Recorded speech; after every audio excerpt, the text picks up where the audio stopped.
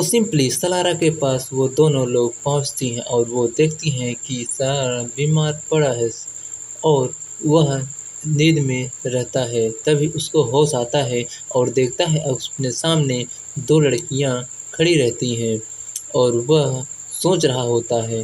तभी लड़की के पिताजी के भाई लोग यही सोच रहे होते हैं कि आखिर ये सब क्या हो रहा है, आखिर हमारी बहन भागी क्यों और वो बदमाश कौन था जो भगा ले गई। और उसकी दादी माँ सभी लोग थे और उसके पिताजी ढूंढते हुए आ जाते हैं लेकिन नहीं मिलते हैं।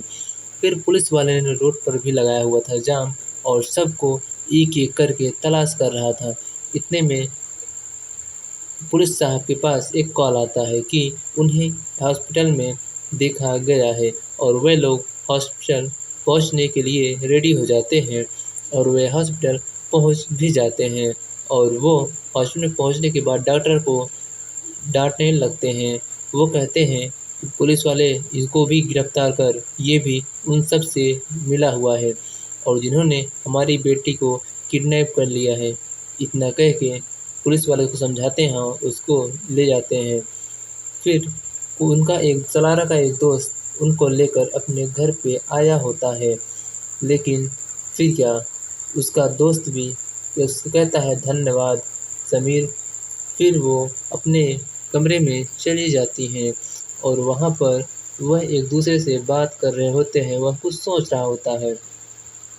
फिर यहाँ पुलिस साहब जी कांटेक्ट कर रहे होते हैं। वो उसके पिताजी कहते हैं कि देखो, वो ज़बरदस्ती उसको फोर्स करके तभी शादी किया है, ये मुझे कुछ ठीक नहीं लग रहा है।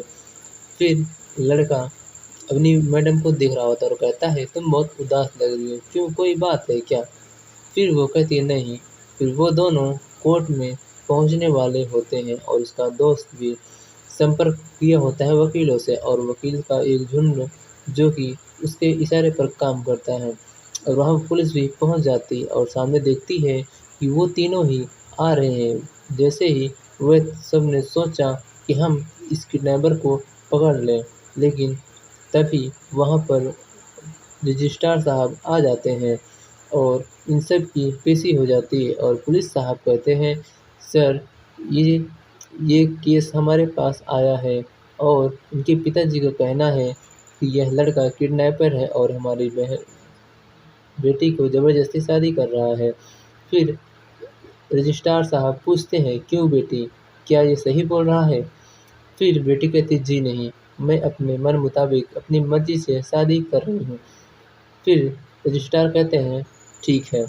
इतने में कहते हैं साइन करो और वो दोनों साइन कर देते हैं और फिर घर पे आके उदास हो जाते हैं और ये साहब जी के पास जाते हैं और कहते हैं देखिए, ये उन लोगों का एक चाला है और ये लोग फंसाए हुए हैं, ऐसा कुछ नहीं हो सकता।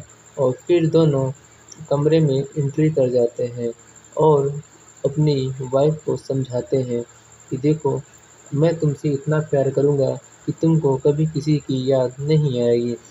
फिर क्या, उनके सालारा के दोस्त आ जाते हैं पार्टी मांगने, लेकिन लड़की के घर पे मातम छाया हुआ है और वहाँ पर उसकी सुहागरात की तैयारी हो रही होती है, जो कि सलारा की फ्रेंड कर रही होती है और वह बेड पर पहुँचती है।